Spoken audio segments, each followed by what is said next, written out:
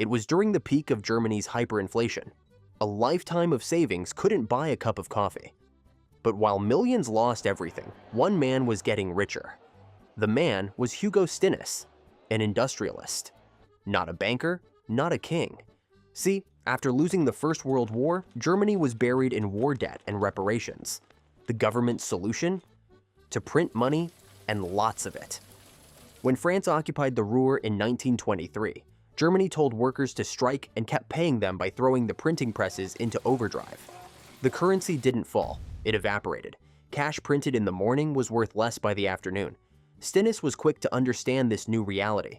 He borrowed enormous sums of Papiermarks, money that was being printed into oblivion, and immediately bought real-world assets. He reportedly had interests in over 4,500 companies.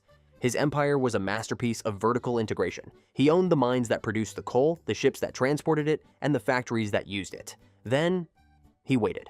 $1 million Papiermark loan, even at the highest interest rate, still about 1.9 million Papiermarks a year later. But by then, that was pocket change. He repaid massive debts for virtually nothing. The inflation, destroying everyone else, was wiping out his debts. He earned the nickname Inflation King, and Time magazine called him the new Emperor of Germany. To be clear, Stinnes didn't cause the hyperinflation. That was the government's fault. He simply understood the rules of a terrifying new financial game faster than anyone else.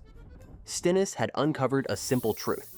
When currency is dying, debt becomes an advantage, and real assets are the only store of value, especially when interest rates don't keep up with inflation. In January 1923, a loaf of bread cost 250 Papiermarks, and the Reichsbank charged 12% to borrow. 10 months later, bread cost 200 billion Papiermarks, and the Reichsbank had raised the borrowing rate to only 90%.